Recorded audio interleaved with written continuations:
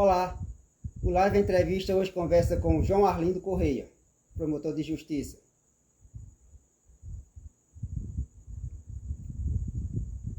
Vamos ver se agora nós temos um problema e vamos ver se agora. Felipe Neto, boa noite, seja bem-vindo.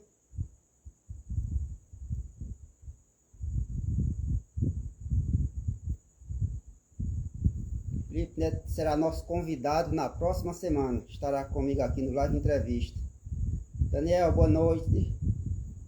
Aguardar nosso convidado. Nós tivemos um probleminha de conexão, mas já estamos resolvendo. Para ver se a nossa live acontece a contento. Vou sentar novamente.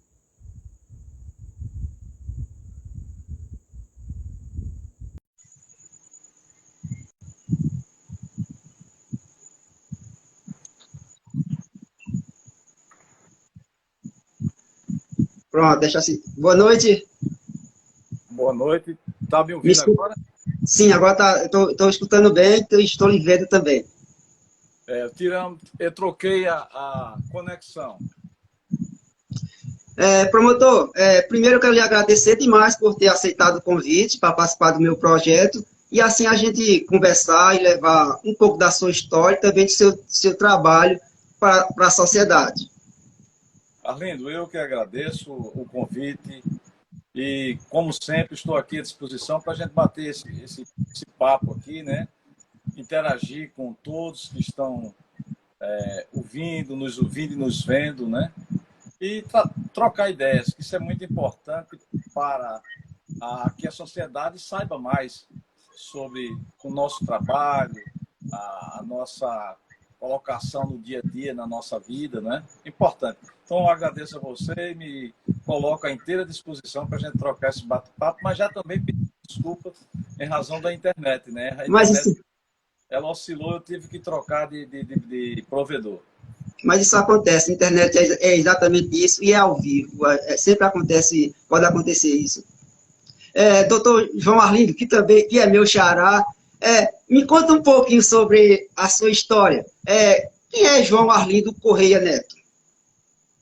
Bem, João Arlindo Correia Neto, ele é um promotor de justiça, um professor de direito penal e processo penal, que ingressou no Ministério Público do Estado da Paraíba há muito tempo, em 1988, fevereiro de 1988.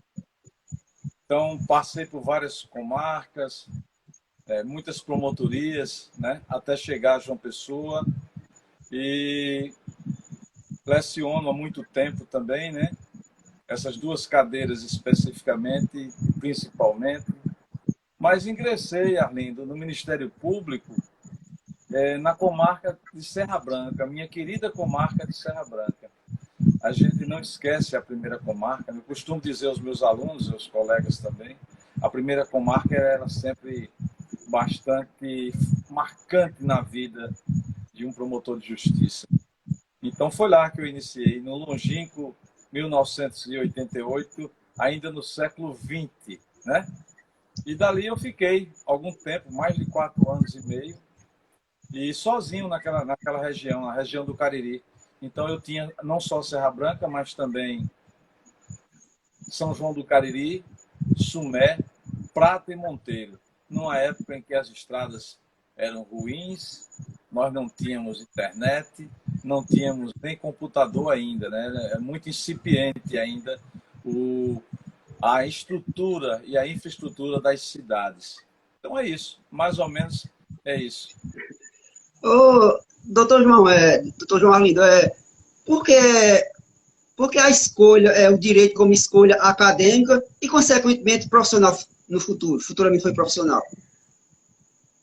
Bem, eu, na verdade, eu sempre lecionei. Eu fui professor de história há muito tempo também. Muito tempo que eu digo, uns 4, 6 anos. Mas eu venho de uma família, a minha mãe era professora Glória Correia, professora do Liceu Paraibano, do antigo Colégio Estadual do Roger, do João Paulo II. Então, minha mãe ela foi professora durante a vida toda dela. e na nossa casa nós tivemos sempre contato com o estudo, com o ensino. Eu também tenho uma irmã, Ana Maria Corrêa, que ela é professora também. Então, assim, eu penso que é uma vocação que a gente teve, né? Embora que na minha casa só nós dois somos do magistério, eu e minha irmã, mas deve essa questão. Quanto a ser promotor, desde que eu comecei na faculdade de Direito, eu tinha esse desejo de ser promotor de justiça. Porque o próprio nome diz promotor de justiça, ele promove a justiça, né? E eu tinha muito, e tenho ainda, passado todos esses anos, 34 anos de Ministério Público, eu ainda tenho sede de justiça. Eu acho que promover a justiça é também promover a isonomia entre os cidadãos, né? É promover, acima de tudo, a cidadania, é oportunizar que as pessoas tenham cidadania. Então, por onde eu passei, na minha trajetória por várias e várias comarcas, eu tenho comigo isso, de tentar agregar, de trazer as pessoas, de envolver a sociedade, de discutir os problemas que são mais difíceis nessa sociedade, né? Porque estamos passando por problemas e por tempos difíceis, não somente em razão da conjuntura atual do Brasil, mas do mundo e da própria pandemia. Então é isso. Eu optei por ser promotor de justiça. O senhor tem uma longa trajetória no Ministério Público da Paraíba. Nos fala assim, bem academicamente, como professor, qual é o papel do Ministério Público e sua importância para a sociedade? Pois é. O Ministério Público, ele sempre existiu desde tempos imemoriais, né? Mas a Constituição de 88, para ser bem acadêmico, mas também ser bem que todos possam entender a linguagem. Mas como eu dizia, a Constituição de 1988, ela traçou um novo perfil ao Ministério Público. Então, o Ministério Público ele deixou de ser aquele de ter a característica do promotor de justiça, de ser apenas o acusador, aquele que funcionava no júri, nos crimes, para ter uma outra feição. Essa outra feição, ela tem um viés, tem um caráter social.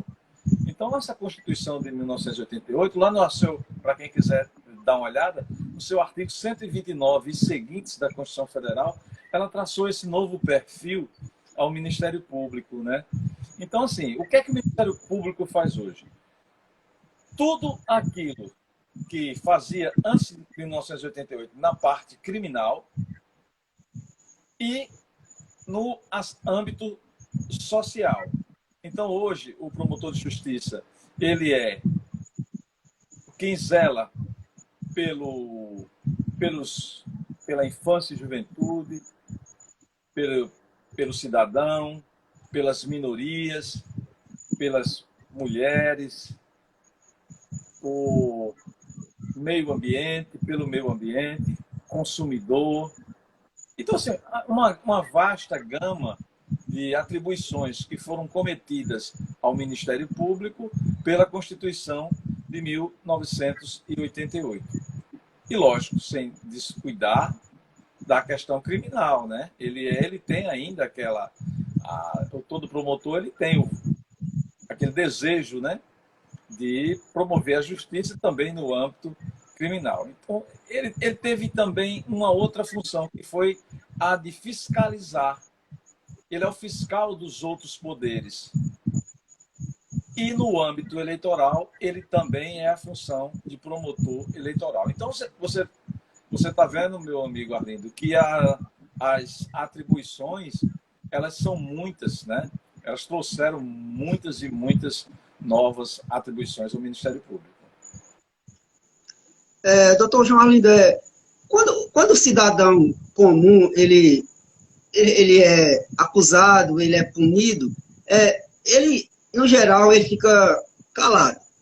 A nossa classe política, quando ela é um pouco instigada, investigada, ela diz que é perseguição, especialmente do Ministério Público. Como é que o senhor vê essas críticas especialmente da classe política, quando o Ministério Público chega nos seus calcanhares?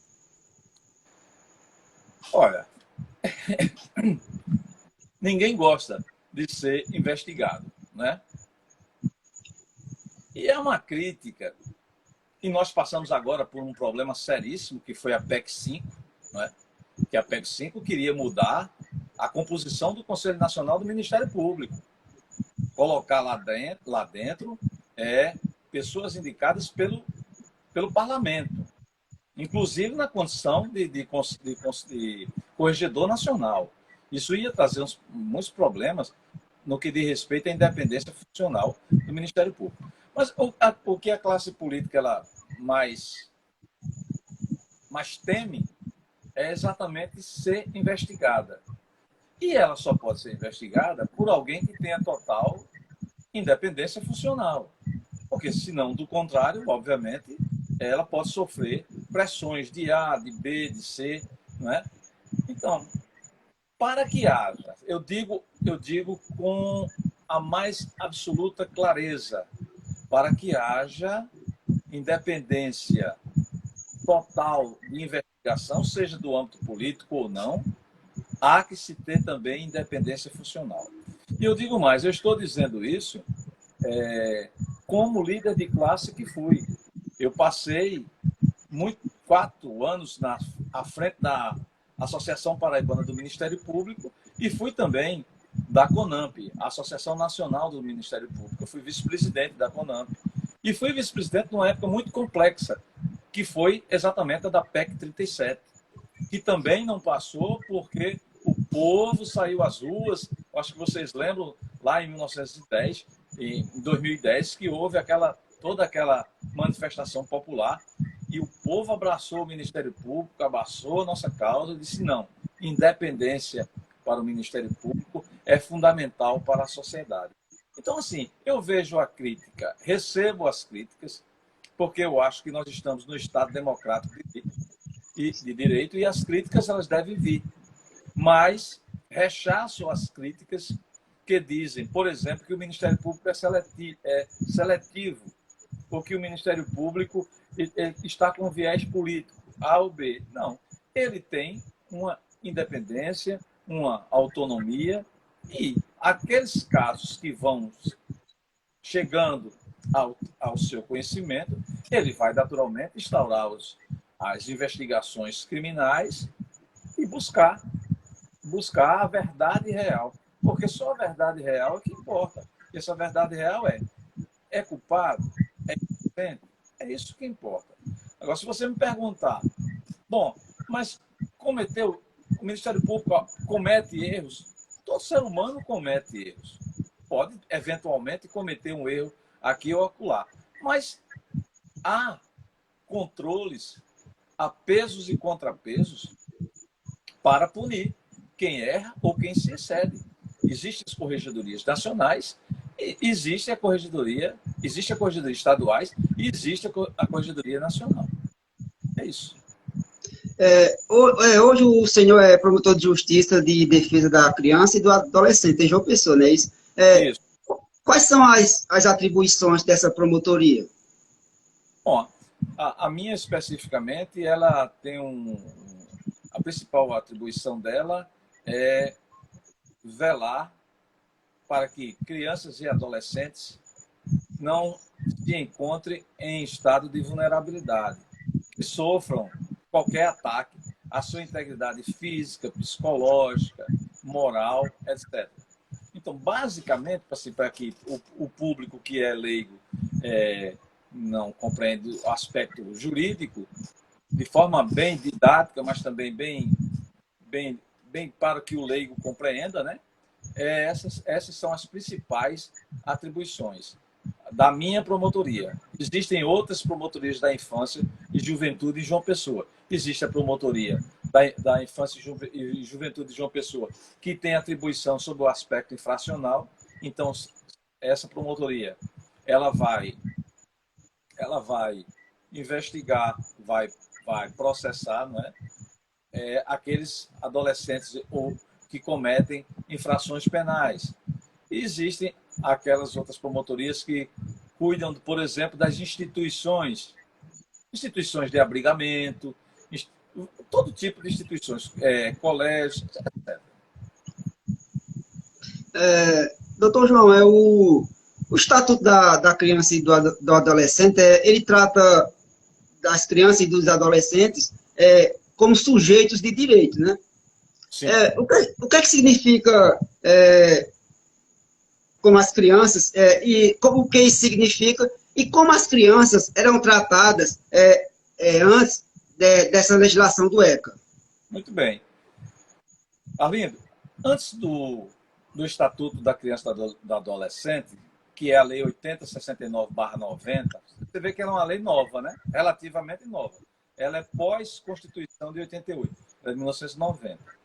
Existiu o chamado Código de Menores. Então, assim, não tinha a característica de tratar, de devotar as crianças e os adolescentes o que você acabou de dizer, não tratá-los como pessoas, como sujeitos de direito, né? Eles eram vistos apenas como inimputáveis, aqueles que não podem sofrer uma pena, mas, em compensação, eles também não tinham direitos. Né? Os direitos deles estavam, digamos assim, para que todos compreendam, atrelados aos seus representantes legais, aos pais, aos que possuíssem a guarda. Né? E nessa nova feição dada pelo Estatuto da Criança e do Adolescente, uma lei moderna, não é? Uma lei bastante moderna, ele trata eles, crianças e adolescentes, como sujeitos de direitos. Então, eles têm direitos, mas também têm deveres, né? Tem direitos e tem deveres. Tem vontades, né? E não são somente, não estão atrelados somente à imposição e às vontades dos seus representantes legais. Basicamente, é isso daí. O ECA ele recebe muitas críticas, né, por parte de alguns setores sociais, mas internacionalmente ele é visto como uma legislação muito avançada. Qual a avaliação que o senhor faz dessa legislação do ECA? O senhor já fez uma espécie de preâmbulo, mas o que o senhor avalia dessa legislação? Que para a gente é um pouco atrasada, um pouco arcaica, mas internacionalmente ela recebe críticas, claro, muitas críticas, mas internacionalmente é reconhecida como avançada. A sua colocação é perfeita. O Estatuto da Criança e do Adolescente, o nosso, ele tem toda a feição desse estatuto, ele é extremamente avançado, ele é uma lei de ponta. Ele é uma lei de ponta. Então, assim, como a gente conversou há pouco, ele trata crianças e adolescentes como sujeitos de direito. Ele impõe obrigações, deveres aos pais e responsáveis legais, impõe obrigações à sociedade, obrigações aos gestores também impõe obrigações. Tem deveres, mas tem obrigações, são obrigações, esses deveres, e tem direitos. Agora, existem críticas. Qual seria, e aí é a minha avaliação, qual seria a principal crítica da sociedade? Primeiro, não é uma avaliação, mas uma constatação. A sociedade diz que o infrator, aquele que comete a infração, né, ele fica pouco tempo preso. Essa é uma das maiores críticas que eu vejo que o Estatuto recebe. E assim é que tem direito demais e não tem deveres. Não é verdade. Não é verdade. Existem direitos e existem deveres. O Estatuto é bem claro. Quanto à questão dos infratores, o que é que nós vamos querer? Vamos transformar tudo em depósito de pessoas? Ou não está havendo, na verdade, a implementação desse estatuto que já tem 30 anos? Então, são essas as reflexões principais que a sociedade deve fazer. A minha avaliação é essa. Por mais que o Ministério Público tenha, no seu dia a dia, tentado implementar o Estatuto da Criança e do Adolescente sob o seu aspecto social, ele encontra resistência, e uma resistência brutal, por parte dos gestores, que não desejam verbas engessadas. A verdade é essa. Não aplicam na infância e na juventude o que deveria ser aplicado, ou quando aplica é de forma equivocada. Eu me refiro à questão orçamentária. Então, são essas as questões que nos trazem a essas reflexões que a sua live está proporcionando. Que nós que trabalhamos, que somos operadores do direito, possamos refletir, mas que também a sociedade possa refletir. Então, a principal questão é: vamos implementar primeiro o estatuto na sua inteireza, e daí depois, se ele não servir aqui ou acolá, façamos as melhorias, as correções de rumo. Toda lei deve ter correções de rumo.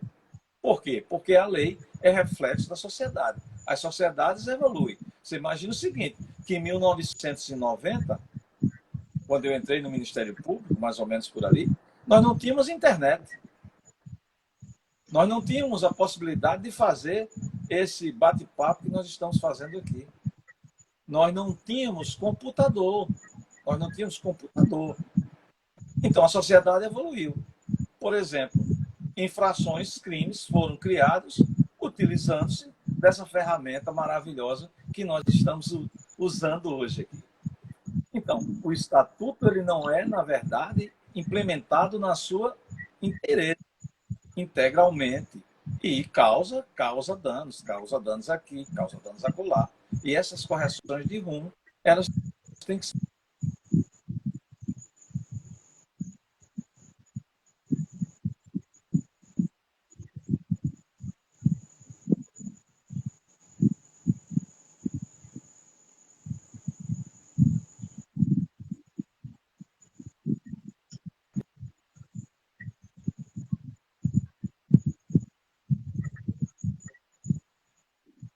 tendo uma outra visão desse estatuto hoje, dessa lei moderna hoje.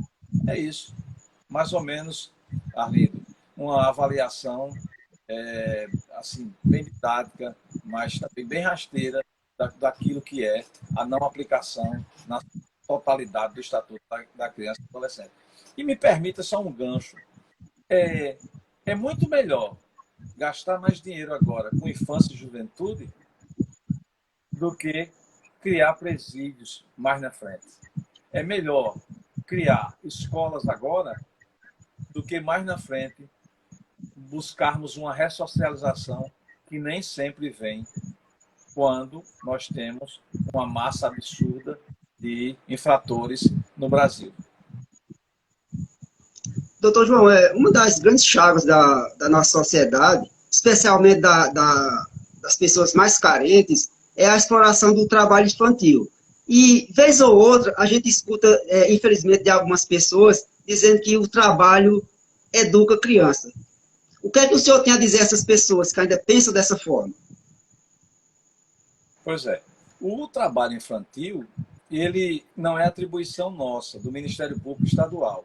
Ele é atribuição do Ministério Público do Trabalho. Existe o Ministério Público no Tribunal que trata do trabalho, né? O TRT, Tribunal Regional do Trabalho. Então, essa vertente é do TRT, do procurador que atua junto ao TRT. Mas, respondendo a sua pergunta, o trabalho infantil, ele retira a possibilidade daquela criança, daquele adolescente, ter um desenvolvimento normal e dentro, obviamente, das condições que a sociedade atual requer. Basicamente é isso. Então, a exploração desse trabalho é terrível, porque ela escraviza. Ela escraviza. Quem conhece história sabe quanto foi difícil o período da Revolução Industrial. Porque o homem recebia um salário de X e, para fazer o mesmo trabalho, as fábricas, os industriais empregavam crianças. E pós-guerra, Primeira e Segunda Guerra Mundial, mulheres, com um salário infinitamente menor. Então, a disparidade escraviza o ser humano. A disparidade, ela vai escravizar. E isso daí causa transtornos horríveis.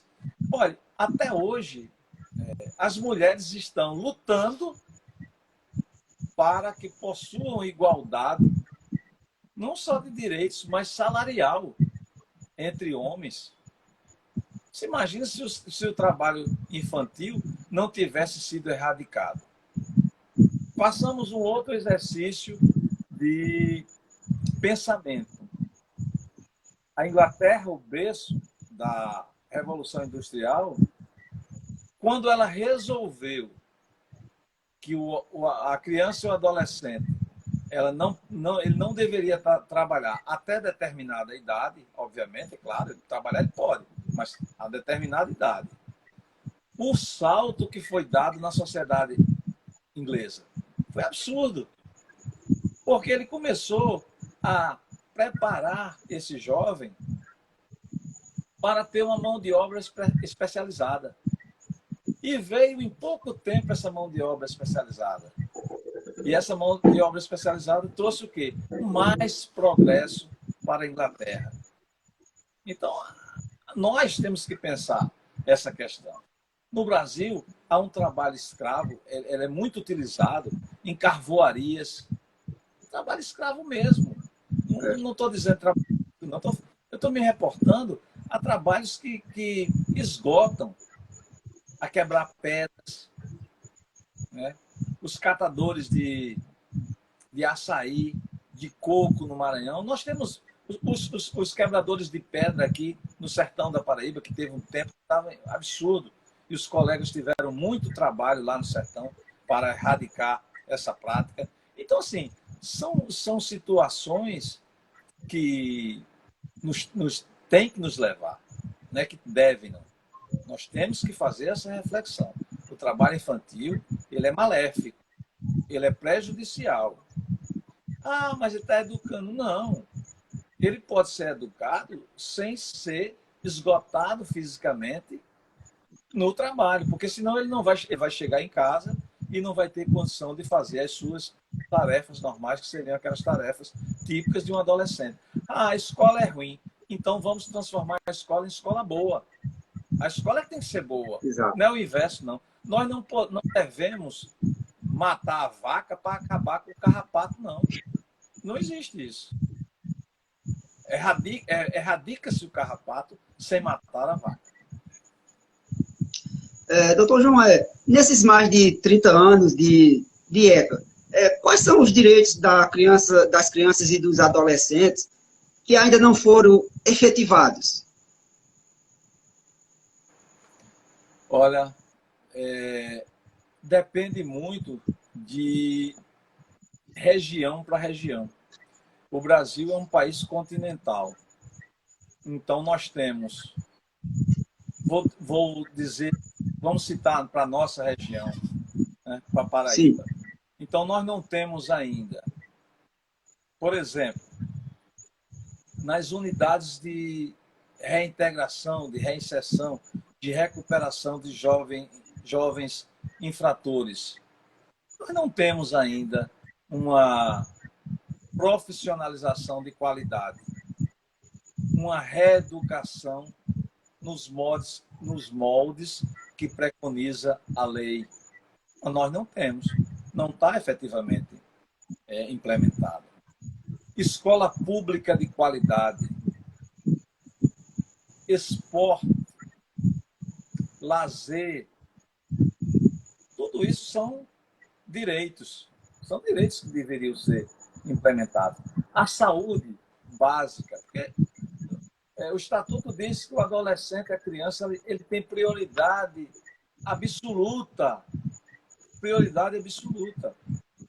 Prioridade absoluta, não somente nos serviços públicos, mas também que gestores públicos priorizem políticas que venham a retirar esses adolescentes da vulnerabilidade. Outro problema seríssimo no Brasil é a utilização de adolescentes e de crianças para o tráfico, para as drogas. Então, são problemas que persistem. O que a mídia trouxe agora, com o advento da internet, a erotização de crianças, é um problema seríssimo. A pedofilia de natureza via meios eletrônicos. Então, assim, veja quantos, Arlindo, eu citei aqui. São inúmeros. São inúmeros. Na nossa região, temos mais. Em outras regiões, menos. Né? Se nós formos, por exemplo, para o Rio Grande do Sul, com outra cultura, com outra colonização, os problemas não são esses. Alguns desses, mas eles têm as suas peculiaridades de lá. Então, cada região tem a sua peculiaridade. Lembrando as pessoas que estão nos acompanhando que a nossa live ele fica no nosso Instagram e também ele fica lá no canal Cipuada Nordestina. Então, para aquelas pessoas que ainda não são inscritas no canal, vão lá, se inscrevam no canal e reforcem o trabalho do canal Cipuada Nordestina. Doutor João, um dos assuntos também bastante debatidos, o senhor já falou um pouquinho, em nossa sociedade, é a questão da redução da maioridade penal. Como o senhor avalia essa questão? Bom, nós temos que avaliar sobre dois aspectos. Se nós vamos discutir sexo dos anjos, se pode ou não pode diminuir a maioridade penal, nós vamos discutir sexo dos anjos. Por quê? Por quê? Né? Você vai perguntar, mas por quê, professor? Por quê? Porque é de natureza constitucional. É uma cláusula pétrea. Não se pode mexer na questão da maioridade, da minoridade penal. Hoje nós temos o patamar de 18 anos. Ah, mas em outros países é menos. Sim, mas tem outros países que é maior esse patamar de idade, esse balizamento. Porque assim, sabe, Arlindo? Isso é uma ficção jurídica. É uma ficção jurídica. Nós criamos 18 anos, não é assim?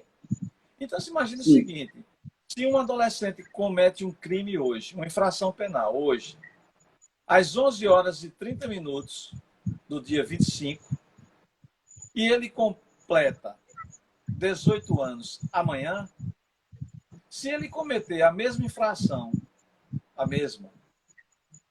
à meia-noite e 1 minuto, ele é imputável. Ele vai responder pela lei processual penal para os adultos.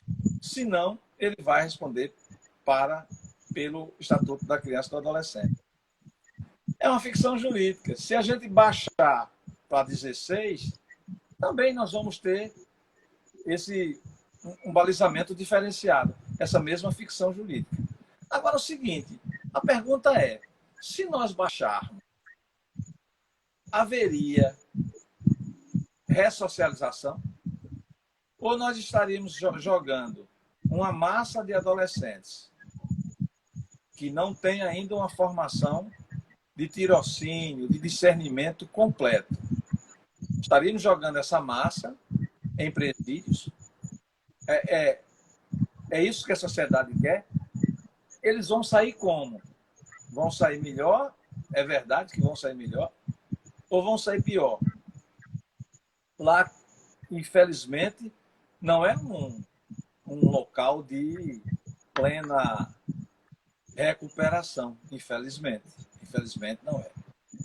Agora, se nós formos discutir outros aspectos, aí nós poderíamos pensar diferente. Por exemplo, poderíamos aumentar o prazo de internação? Poderíamos pensar isso. Poderíamos pensar isso. Esse prazo de internação poderia ser elastecido e não ia só a 21 anos hoje, ia um pouco mais. Era possível, seria possível.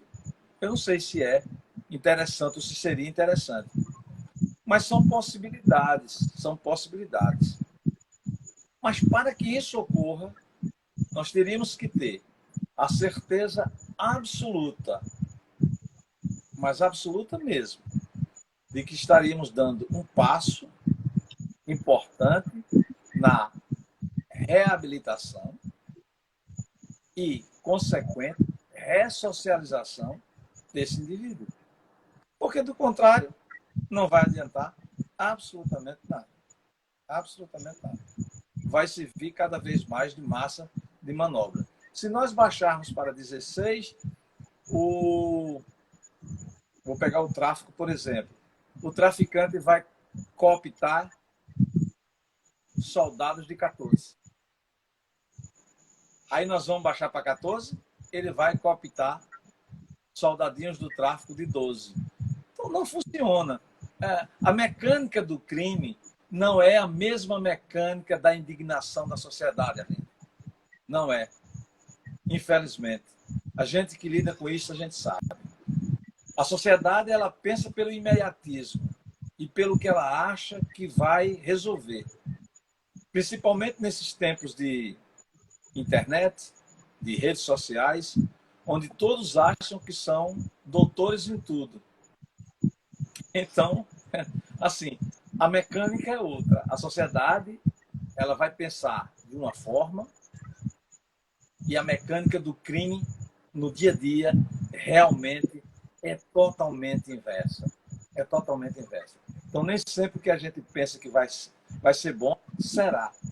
Então, necessita de estudo, necessita de aprofundamento. Não podemos tomar medidas assodadas. Mas eu digo a você que está tramitando no Congresso, você deve estar sabendo, Sim. um projeto para diminuir a menoridade, a maioridade, né? Para ele vir para 16 anos, modificando, é claro, a Constituição. A discussão é constitucional ou não o projeto. Aí eu comecei falando, vamos discutir se é constitucional ou não. É isso. O senhor se posicionou publicamente contrário à proposta de emenda à Constituição, a 05 de 2021. Nos fala um pouco o que é essa PEC e quais seriam os danos que ela traria para o Ministério Público caso ela tivesse sido aprovada. E sancionada, claro. Graças a Deus, ela não foi aprovada por 4 votos somente. Sim. Por 4 votos. O que não estamos livres ainda, porque o presidente da casa já alardeou várias vezes que gostaria de colocá-la novamente em votação, já que ela foi votada com destaques. Ela não foi votada com o texto original. Então, há uma discussão se pode ou se não pode. Mas ela traria muitos prejuízos. Eu vou citar alguns, porque são vários, né? Sim. Por exemplo, ela quebraria a independência funcional do Ministério Público. Então, nós não teríamos a independência plena. Iria interferir, se acontecesse, especificamente no poder de investigação do Ministério Público, porque nós não teríamos uma independência total, não é? Então, iria interferir. Iria interferir na composição do Conselho Nacional do Ministério Público, porque viriam pessoas que não são da composição original. Poderia ser qualquer um indicado pelo Congresso Nacional, Câmara e Senado. É outro complicador, né? Traria problemas muito grandes para a questão das ações civis que estão em tramitação. Já não bastasse a modificação da lei de improbidade, que passou com a bênção de todos os parlamentares, de todos os partidos, passou, né? O que complica a busca pelo combate à corrupção. Então, basicamente, assim, essas seriam situações complexas que teríamos que enfrentar e que trariam impactos significativos na busca, né, do Ministério Público daquela verdade real que eu disse lá no começo, de buscar, de defender a sociedade, mas defender essa sociedade com total isenção. Porque você não pode defender nada quando você está atrelado a algo, a outrem, né? Quando você depende de beneplácito de A, de X, de B, ou que a lei ela não lhe dê um suporte, não lhe dê garantias de, por exemplo, inamovibilidade, por exemplo, não, se eu estou desagradando, eu tiro o processo desse promotor, eu avoco, no linguajar jurídico, eu avoco esse processo. Então, eram situações absurdas, mas graças a Deus ela não passou. Mas foi por pouquinho, viu? Foi muito pouco, 4 votos. O senhor faz parte do judiciário, que junto com o legislativo, ele é tido como a alta casta do serviço público. Não pelos salários, mas pelos privilégios, aqueles chamados penduricalhos. Como o senhor recebe essas críticas e o que o senhor pensa sobre esses privilégios, tidos como privilégios?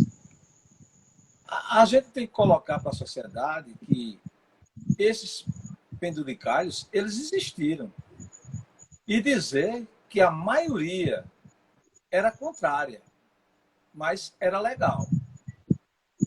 Se era ético, a gente vai discutir no outro campo, em outra instância. Sim. Mas dizer também que esses penduricalhos eles não existem mais. Então, por exemplo, nós não temos mais, e realmente era um absurdo, o auxílio moradia, por exemplo. Não existe mais auxílio moradia. E nem era para ter. Não é verdade? Não teria sentido você ter isso daí. Alguns estados, como, por exemplo, o Rio de Janeiro, ele tinha o auxílio livre, né? Que ele dava um percentual X para que magistrados e membros do Ministério Público, por exemplo, eles se utilizassem para a sua reciclagem, para comprar material, né, que são caros efetivamente. Mas nós já ganhamos para isso. Então, assim, eu recepciono as críticas com muita tranquilidade, porque eu nunca fui a favor de nenhum privilégio. Mas nenhum mesmo. Eu acho que devemos ter isonomia. Devemos ter um salário digno, óbvio que tem que ter, porque lidamos com causas de monta, né? E o homem, ele é corruptível por natureza, infelizmente. Então, ele tem que ter um salário digno, como todo ser humano tem que ter um salário digno, né? Para que não tenha nenhuma mácula, para que ele não se deixe contaminar por nada. Agora, penduricalho é realmente um absurdo, né? Nós não devemos e não podemos aceitar que tenhamos auxílio paletó, auxílio livre, auxílio alimentação, auxílio... O moradia era o mais escandaloso. Mas eles não existem mais, graças a Deus, né? E é interessante porque a sociedade mesmo, e existem as fake news, a sociedade mesmo ela ainda acha que existem esses penduricários. Mas eles esses que eu elenquei, eles não, efetivamente, não existem. Doutor João, para que não haja insegurança jurídica, é preciso que uma jurisprudência ela seja estabelecida ao longo do tempo. Passa bastante tempo. Porém, o STF ele teve um entendimento sobre a prisão em segunda instância e 3 anos depois mudou esse entendimento. Como o senhor viu essa mudança? E o senhor é a favor da prisão em segunda instância? Ah, totalmente. A ficha limpa, ela deve existir em todo o serviço público, não é só na classe política, nem na classe do Ministério Público, nem da magistratura, não. Quando nós fazemos um concurso público, nós temos que apresentar certidões negativas de todos os lugares. Justiça Federal, Justiça Eleitoral, Justiça Estadual, Polícia Federal, Polícia Civil, de todos os lugares. Né? E se você tem uma mácula qualquer, se você responde a um processo, um inquérito, seja lá o que for, nem que não tenha sido condenado, você não é aprovado, não tem como ser aprovado. Então, a condenação em segunda instância, a prisão, etc., houve um retrocesso, claro, do Supremo Tribunal Federal. Né? E é como você falou, com muita propriedade. A jurisprudência ela é consolidada. Né? É como uma sedimentação. Aquilo vai aos poucos, camadinha por camadinha. Não pode ser de uma vez uma pedra jogada ali, não. Ela vem aos poucos. E, infelizmente, no nosso país, não é só a legislação que muda com Constituição, mas os entendimentos jurisprudenciais também mudam com a constância, ou pelo menos com a velocidade, que não deveriam mudar. Mudar, Arlindo, é típico do ser humano. Ele tem que mudar, porque a sociedade evolui. Eu falei lá atrás, a sociedade evolui. E quando a sociedade evolui, ela muda. Os entendimentos necessitam que haja adequação. Vamos nos amoldar às novas figuras que aparecem. Né? Mas, assim, na velocidade que estamos vendo ultimamente, ela causa a famosa insegurança jurídica. Insegurança jurídica. E isso é terrível. É terrível para todo mundo, para o cara que está sendo condenado, acusado, para o acusador e para a defesa. Porque ele não sabe se no meio do caminho vai mudar alguma coisa. Então, assim, é bastante complicado essa situação.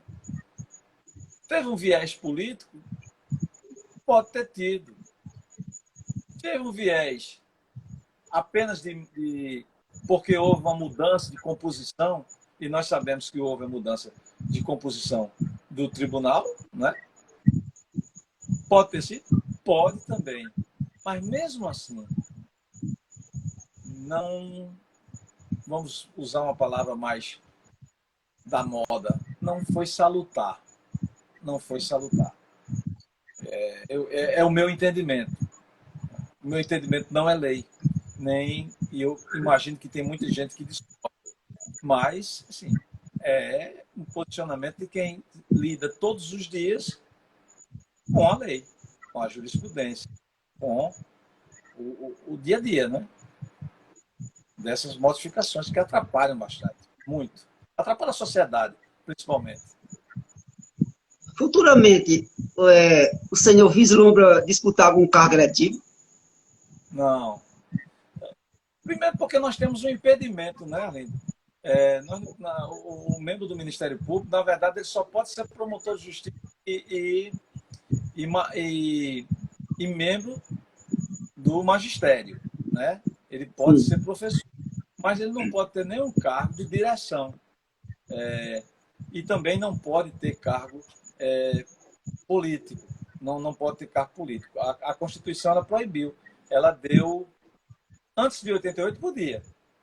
Por exemplo, um promotor de justiça ele podia ser candidato a o que quisesse, cargos proporcionais e majoritários. Mas pós-Constituição, houve esse impedimento. Como eu sou promotor de justiça, essa possibilidade eu não posso aventar porque estou efetivamente impedido.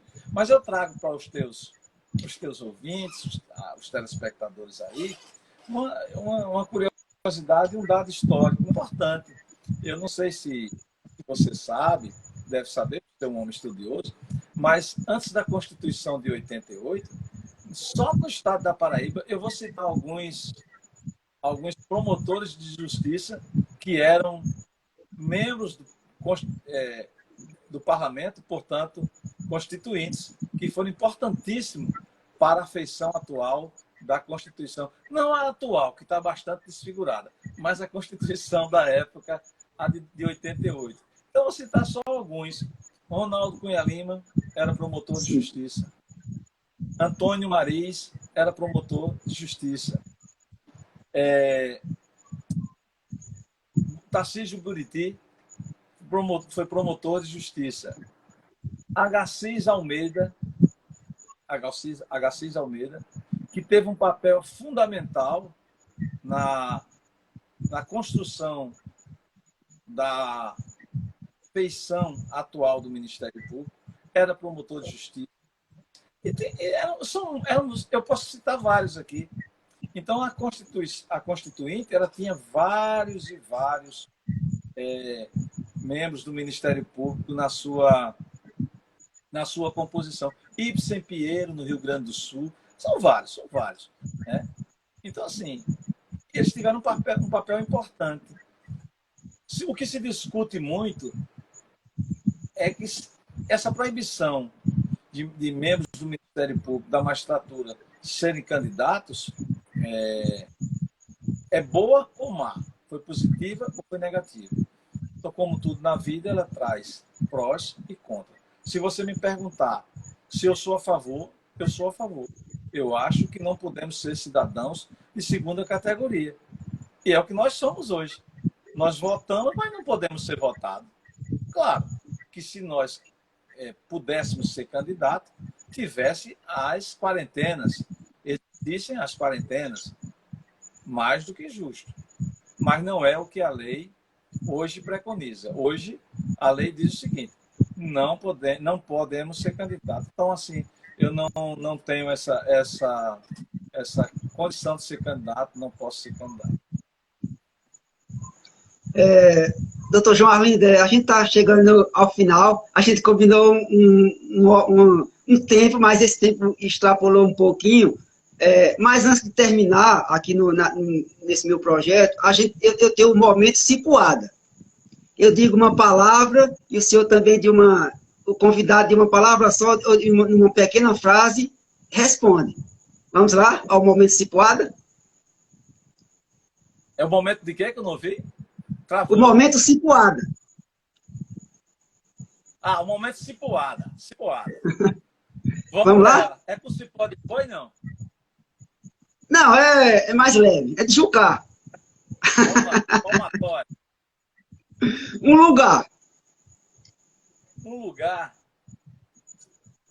João Pessoa. Eu adoro João Pessoa. Eu vou dizer 2, Bananeiras. Uma tristeza. Uma tristeza, ver a infância sem amparo no meu país. Uma alegria. Uma alegria. Uma alegria? Sim. A esperança no olhar das crianças. Um arrependimento. Eu me sinto... Oi? Um arrependimento. Um arrependimento... Eu poderia ter feito mais do que fiz até hoje. STF. STF. STF. O Supremo Tribunal Federal. Supremo Tribunal Federal. Eu desejo, eu quero que ele seja apenas e somente o guardião da Constituição. Armas. Arma deve ser liberada para aquelas pessoas que têm condições de utilizar arma. Somente. Aborto. Amor? Aborto. Aborto? Isso. Aborto, sou totalmente contra. Existem meios contraceptivos que tanto o homem quanto a mulher podem utilizar para que não seja necessário chegar-se ao aborto. Então, todo argumento que é dito, que é defendido por quem é a favor do aborto, não cai por terra diante desse que eu acabei de dizer. O aborto, se ele existir, vou ser mais incisivo na minha cipuada. A minha é de cipó de boi. O aborto, se legalizado, será o aborto da lei. Política. Política deveria ser ética, porque a política é a mais nobre das ações humanas. Sem a política não existe sociedade, mas política ela tem que ser com ética e sem corrupção. Amigos. Amigos, muitos, leais a mim e a eles. Trabalho infantil. Trabalho infantil. Trabalho infantil, sou totalmente contra, já falei aqui. É um absurdo. Um abraço. Uma frase? Um abraço. Uma frase. Um abraço. Um abraço? Isso. Um abraço?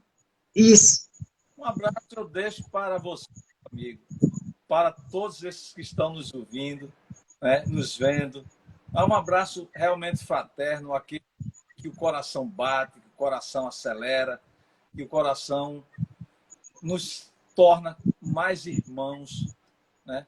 Que nós, ao pulsar do coração, podemos entender que nós viemos, todos nós, na Terra, para uma missão e que somos todos irmãos, independente de raça, de credo, de cor, ideologia política.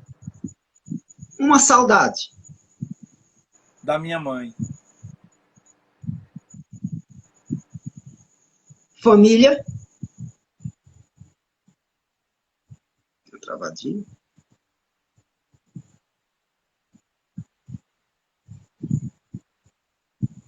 Tivemos uma pequena travadinha. Vamos ver se a gente termina o momento cipuada.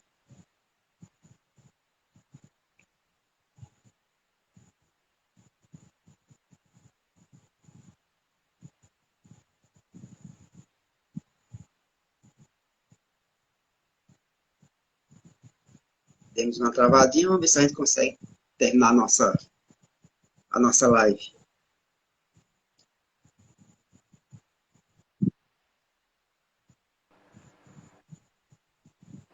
Uma saudade, deu para ouvir? Família.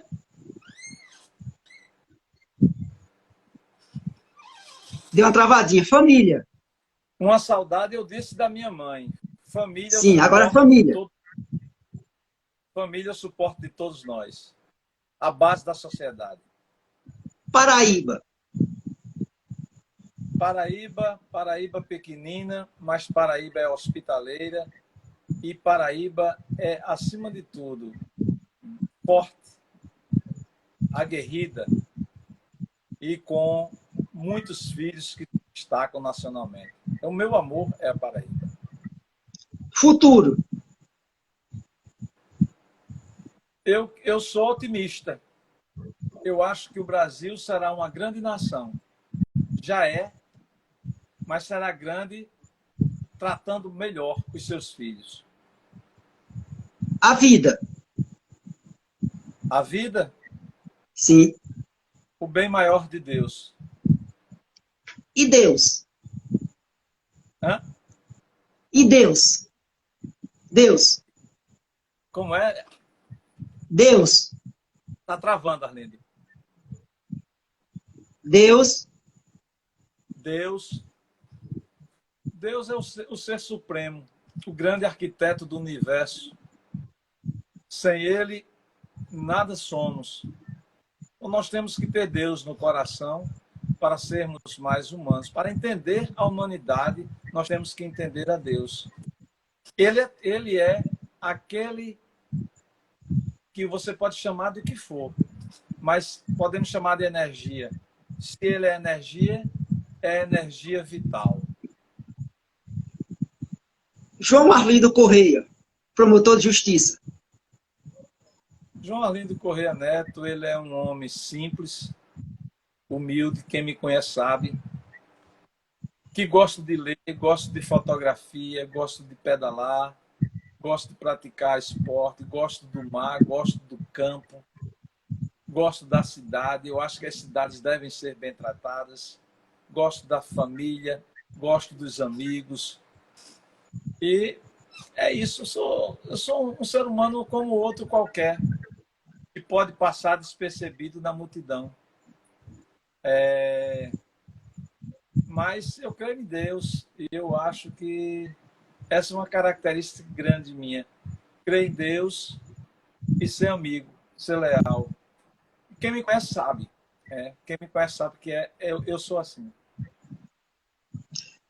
Doutor João Arlindo, muito obrigado mesmo pela essa participação, essa aula, essa interação. Conhecer um pouquinho mais do Senhor e também das atribuições do Ministério Público. E fique à vontade para as suas considerações finais. Eu é que agradeço, Arlindo. Eu agradeço,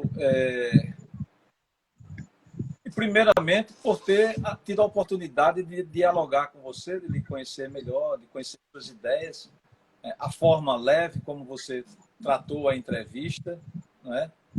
E essa interação ela é boa porque disseminamos para a sociedade o nosso pensamento, mas também dizemos de forma didática o que é o Ministério Público, o que é que ele faz, etc. E é você que eu estarei sempre à sua disposição para, quando você quiser, nós novamente batermos um papo sobre esse assunto, sobre outros assuntos, sobre qualquer coisa que nós possamos conversar para engrandecer a nós, quem está ouvindo, a nós pessoalmente que estamos aqui, né? E dizer que as suas cipoadas não foram tão fortes. Eu acho que nós trocamos boas cipoadas aqui. Então, que elas continuem, porque críticas, elas são necessárias e cipoadas são necessárias, acima de tudo, para que a gente possa acordar, às vezes, quando nós cochilamos, quando a sociedade cochila, quando os gestores cochilam, quando as autoridades dormem. Obrigado. Foi um prazer. O prazer foi meu, doutor João Arlindo. Obrigado a todos que estiveram nos acompanhando. Fiquem com Deus.